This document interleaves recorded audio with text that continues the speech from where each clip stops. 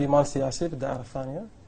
للحين ماكو شيء على الصورة، بس تقول لي أتوقع قد يكون. صارت بالفترات السابقة في مجلس 2013، وأكثر فترة حولوا مرشحين للنيابة في انتخابات الصوت الواحد في مجلس 2013. إذا كان المجلس يحقق التنمية والاستقرار السياسي والاقتصادي، ويقولون أن الفشل من الحكومة لأنها لا تواكب المجلس، إذا ليش ما حل الحكومة وطالب بحلها؟ ليش يطالب بحل المجلس؟ أنا هذه نظرتي، قد أكون مخطئ قد أكون مو مخطئ، ولكن نظرتي أن مجلس فاشل. المعارضة أصلا مرتبين أمورهم، والجدد مرتبين أمورهم، وحتى المستقلين مرتبين أمورهم. بالعكس، يمكن فرصة أن نحل المجلس ليتم إنقاذ ما يمكن إنقاذه. يعني بالنسبة لي من أفسد المجالس وأسوأ مجلس مر تاريخ الكويت. طيب. قلة قليلة لن تفعل شيء أمام أغلبية تمارس أبشع الممارسات الغير دستورية. اليوم ما ندع إحنا نخون ونقول إذا تقدر تصلح من الخارج أصلح من الخارج، إذا قوتك من الخارج. إذا تقدر تصلح من الداخل أصلح من الداخل. لما دشيت مجلس صوري شو اللي صار؟ يجتمعون في مزرعة لوأد السجواب. وين صارت هذه؟ أزيد الأسعار وأقلص الدعوم وأمس جيب المواطن. سويت أنت، دمرت أنت الأسر الكويتية. السجواب اللي قدمته لسمو رئيس مجلس الوزراء أول مرة شطب المحاور، ثاني مرة صعد ولا جاوب أصلا ولا على ولا سؤال نهائيا. يفترض نوصل إلى كتاب عدم التعاون، ما لقيت متحدث يرفع عقاله ويشرب كله للأسف.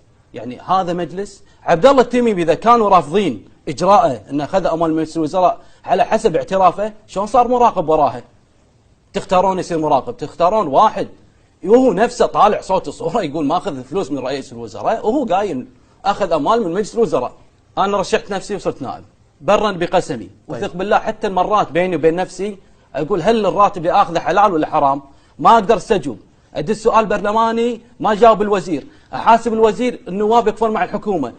كل اللجان التحقيق سورية دون استثناء. تخيل دزيت سؤال برلماني لوزير، الوزير ما جاوب، أنا كلم الوزير يطلع لي نائب يدافع. أقول لرئيس الوزراء عطنا كل المبالغ اللي عطيتوها دول الجوار من 2012 ل 2013. انزين، وشنو استفدتوا للتبرعات الخارجيه؟ لازم انت لما تتبرع لازم يكون مردود. يعني تبرع لدوله يكون على الاقل في مردود لصالح الكويت. طيب. يوقفون مع رئيس الوزراء. منو؟ اللي دافعوا يعقوب الصانع وايضا عبد الله التميمي وعبد الله الطريجي. جاء وقت الاستجواب. انا كنت في لجنه الاذاعات، وكانت اصلا اللجنه ما بيقول لك شكليه الا اسوء من شكليه. اروح على المجلس هذا اقول لهم هذه الخزينه اللي شمعت في الشمع الاحمر في مجلس 2012 المبطل خلينا نبطلها ونكشف القضايا. ما كان يرضون. ذكر النائب العام الفاضل انه يجب على المشرع تعديل قانون غسيل الاموال واقرار قانون كشف الذمه الماليه. فش اللي حصل؟ قدمت هالقانون ركن في الادراج. ليش خايفين ما دام انتم تقولون ان احنا ماخذين اموال من تجاره؟ قولوا من وين مصدر الرزق اللي صار لكم، هذا الغلاء الفاحش اللي صار عندكم او الثراء الفاحش. لا يمكن اليوم مشرع تتضخم حساباته. قبل المعاملات المرضى توصل بحد اقصى 3000 يا دوب توصل 4000 في السنه. اليوم وصلت كم؟ 11800 يعني 12000. لا يكون في وباء بالكويت. اخر شيء افكر فيه المواطن، ما امس جيبه او مو امس جيب المواطن، شق وجيب المواطن. اليوم الناس عايشه في توتر، عايشه في خوف. شو اللي صار؟ هذه الكويت واقفه اكثر من 25 سنه، ربع قرن واقفه.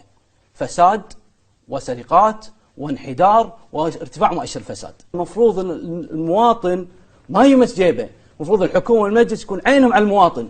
المصيبه انه مو الحكومه اللي قاعده تطلع، النواب يدافعون على قرار الحكومه. لما يقول والله المواطن يمشي 10 كيلو 50 كيلو 40 كيلو، ما له علاقه بهالامر. وترى البنزين بالزياده، انت بتوفر نهايه السنه لا يزيد عن 150 مليون.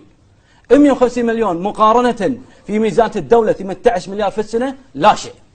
قالوا نعطي قرض تصلح بيت جديد، اخذ قرض من اموال العمل وفلوس البلد فلوس الشعب واصلح خطا مقاول. نبي نعرف من المقاول الاصلي، خليه يطلعون يقولون منه. بيوت متهالكه، المواطن ينطر اكثر من 15 سنه حلمه انه يحصل بيت، يلقى بيت متهالك آيل للسقوط. طلبوا من سمو الامير انه يحلهم. اذا قاعد يحقق التنميه والاستقرار السياسي والاقتصادي، ليش يطالبون بحلهم عيال؟ طيب. السبب حقيقي في الازمه الرياضيه احمد الفهد، طلال فهد، واخفاقات حتى بالنتائج. وانا لو من طلال فهد اقدم استقالتي، ما انطر يحلوني. في مسؤوليه، اقدم استقالتي انطر ليحلوني؟ ولكن تقول لي صراع، نعم صراع الشيوخ. ولا يمكن واحد يقول لك صراع تجار وشيوخ. وين التاجر اللي تتكلمون عنه؟ لان انا ما اثق في اجراءات الحكومه اللي زادت الاسعار على الناس بتعدل الرياضه، اللي مست جيب المواطن ولا فكرت بالمواطن المسكين بتعدل الرياضه. يعني شوفوا الحقيقه للناس، هل في نائب مزدوج وسكتوا عنه وتسترتوا عليه؟ من يطالب باسقاط جناسي غيره فتحوا ملفاتهم، هم من باب اولى تفتحوا ملفاتهم.